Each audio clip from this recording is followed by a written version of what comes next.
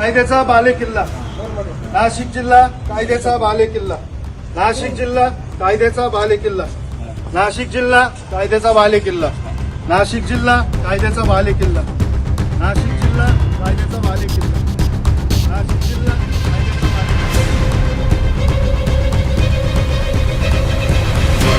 अवैध खासगी सावकारास ठोकल्या बेड्या। कळवणच्या नांदुरीत राहणाऱ्या इसमाकडून वसुलीसाठी घर, हॉटेल बळकावले। पिस्तुलाच्या धाकावर 8 लाख रुपये उकळले।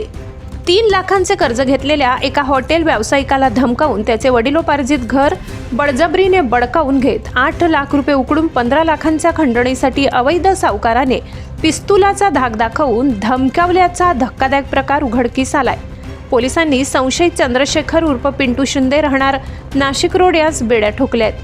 कळवण तालुक्यातील नांदुरी येथे फिर्यादी किरण भास्कर कानडे यांचा हॉटेलचा व्यवसाय आहे। त्याने 2014 साली व्यवसायाकरिता पैशांची गरज असल्याने चंद्रशेखर उर्फ पिंटू शिंदे यांच्याकडून व्याजाने 3 लाख रुपये घेतले होते। यासाठी सप्तशृंगी गड येथील रहिवासी अजय दुबे याने मध्यस्थी करून अर्ज मिळवून दिले होते। व्याजाच्या पैशाच्या मोबदल्यात कानडे यांच्या भावाच्या नावावर असलेला भूखंड शिंदे याने जबरदस्तीने रजिस्टर साठेखत करून लिहून घेतला।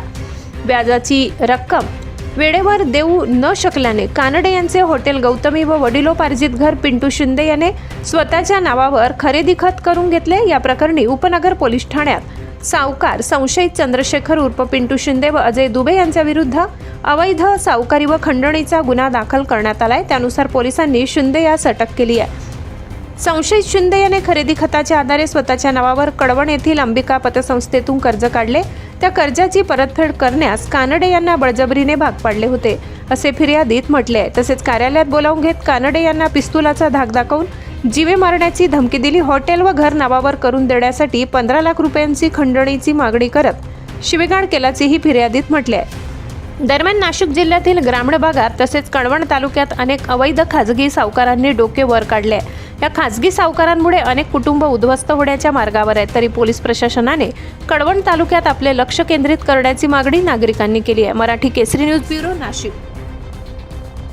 दिवसभरातील ताज्या घडामोडी बघण्यासाठी आजच मराठी केसरी न्यूजला लाईक, शेअर आणि सबस्क्राईब करा।